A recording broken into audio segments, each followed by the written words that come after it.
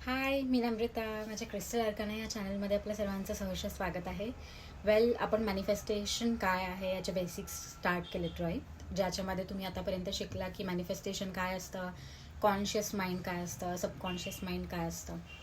वेल तुम्ही हा शब्द ऐकलाय का? थ्री डी रियालिटीमध्ये आपल्याला मॅनिफेस्ट करायचं आहे. गोष्टी रियालिटीमध्ये येण्यासाठी 3D में आ जाएगा, 3D में आ जाएगा, 3D में आना चाहिए, हे शब्द ऐकले असतील, राईट? तुम्ही खूप सारे व्हिडिओज पाहिले असतील ज्याच्यामध्ये तुम्हाला 3D हा शब्द ऐकू आला असेल किंवा म्हणजे यूज करण्यात आला असेल, राईट?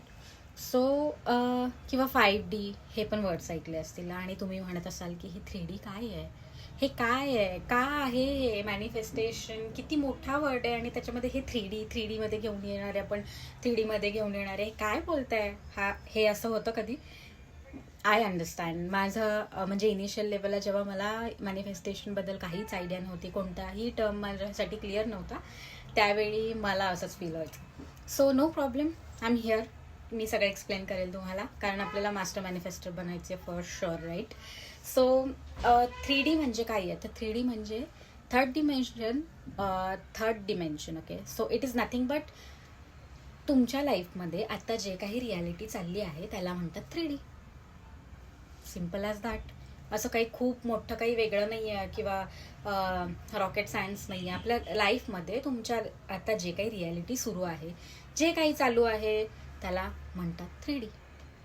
ओके, आता 5D मधून गोष्टी येतात, हे करतात, ते करतात. मी सगळं एक्सप्लेन करते काय. ओके, आता एक सिम्पलचं एक्झाम्पल देऊन मी एक्सप्लेन करेल आणि मी खूप जास्त बेसिक लेवलमध्ये एक्सप्लेन करते, कारण लोकांना या बेसिक गोष्टींबद्दल काही अवेअरनेस नाही आहे, राईट? आणि मी असा व्हिडिओ बनवण्याचा प्रयत्न करते की ज्या लोकांना मॅनिफेस्टेशन रिलेटेड काहीच आयडिया नाही आहे त्यांनी सुद्धा हा, म्हणजे even if you are beginner, म्हणजे तुम्ही बिगिनर आहात, तुम्हाला काही आयडिया नाही आहे या फील्डमध्ये किंवा या गोष्टीचे, तर त्या व्यक्तीला सुद्धा समजलं पाहिजे की ॲक्च्युअलमध्ये काय बोलते मी किंवा मॅनिफेस्टेशन काय असतं. या सगळ्या टर्ममध्ये त्या व्यक्ती म्हणजे एकदम टॉपर बनायचं आहे, बिगिनर टू टॉपर म्हणू शकतो.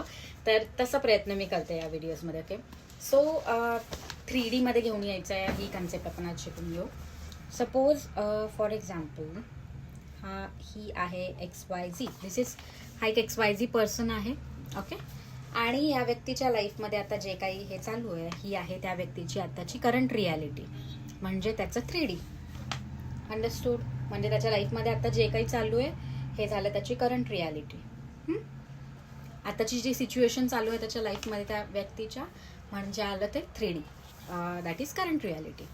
आता या XYZ पर्सनला सपोज कार मॅनिफेस्ट करायचे आणि खूप सारा पैसा हवा आहे या व्यक्तीला, आणि घर म्हणू शकतो आपण, घर पण मॅनिफेस्ट करायचं आहे. आता काय होतं, थोडंसं डिल्युजनल, थोडंसं समजण्याचा प्रयत्न करा. आता मी काय म्हणते, XYZ व्यक्तीकडे आता कार नाही आहे, त्या व्यक्तीला कार मॅनिफेस्ट करायची आहे. त्या व्यक्तीकडे घर नाही आहे, त्या व्यक्तीला घर मॅनिफेस्ट करायचं आहे. आता पैसा नाही आहे खूप जास्त, पण पैसा मॅनिफेस्ट करायचा आहे.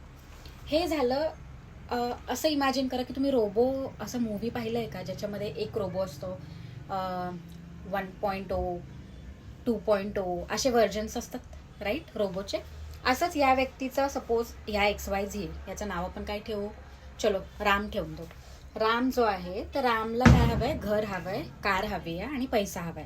आता त्याच्याकडे घर नाही आहे, कार नाही आहे आणि खूप सारा पैसा पण नाही आहे. ठीक आहे, रामची करंट रियालिटी म्हणजे 3D.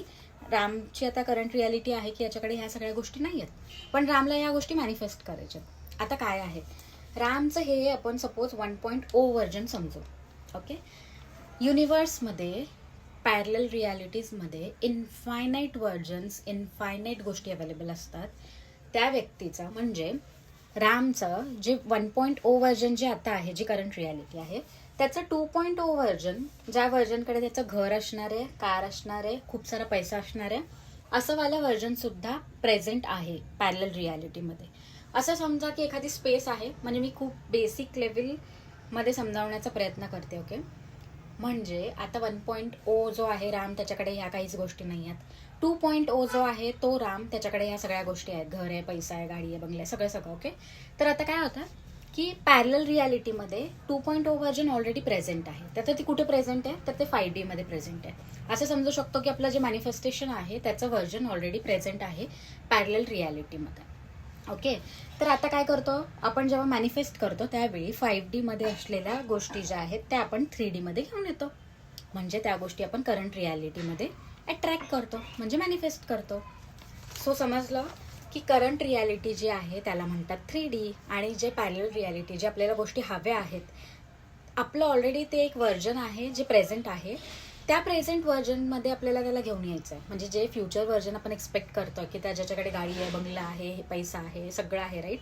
म्हणजे फॉर एक्झाम्पल या रामचं जे आहे 2.0 व्हर्जन आहे ते त्याला अट्रॅक्ट करायचं आहे 3D मध्ये, म्हणजे आता करंट रियालिटीमध्ये. त्याच्यासाठी तो काय करतो, प्रयत्न करतो मॅनिफेस्टेशन, म्हणजे मॅनिफेस्ट करतो त्या गोष्टी तो त्याच्या रिअल लाईफमध्ये आता करंट रियालिटीमध्ये घेऊन येईल.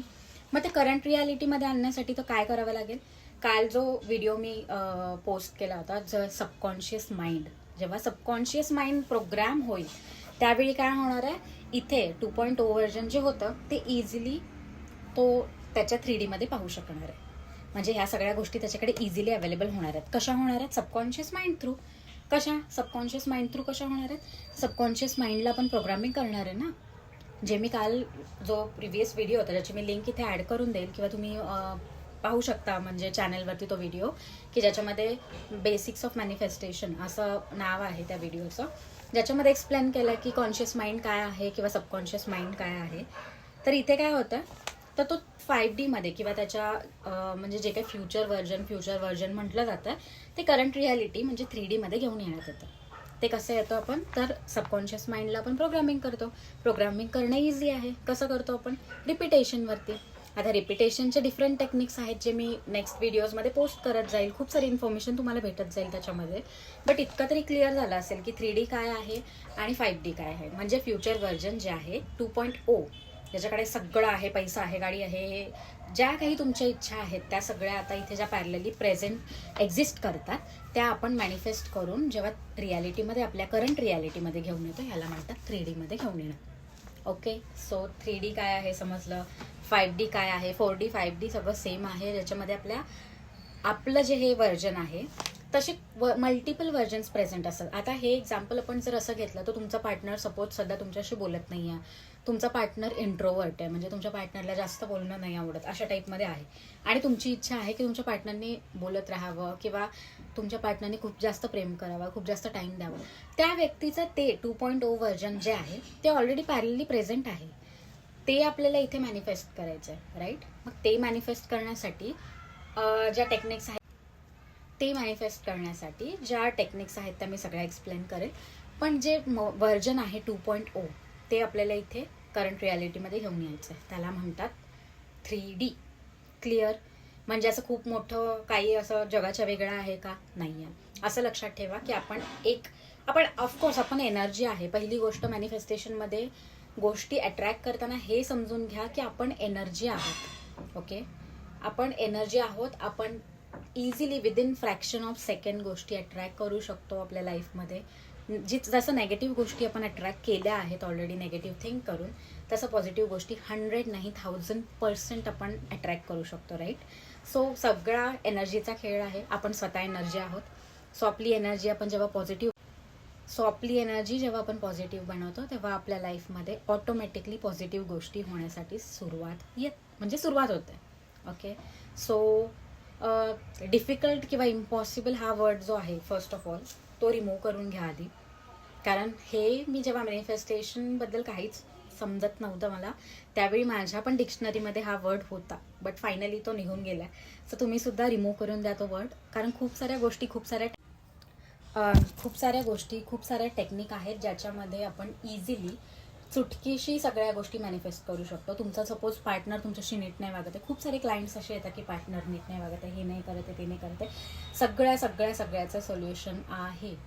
सगळ्या एनर्जीचा खेळ आहे. आपण आपली एनर्जी चेंज केली, आपण आपल्यासमोर जी रियालिटी आहे त्याची रिस्पॉन्सिबिलिटी घेणं खूप इम्पॉर्टंट आहे.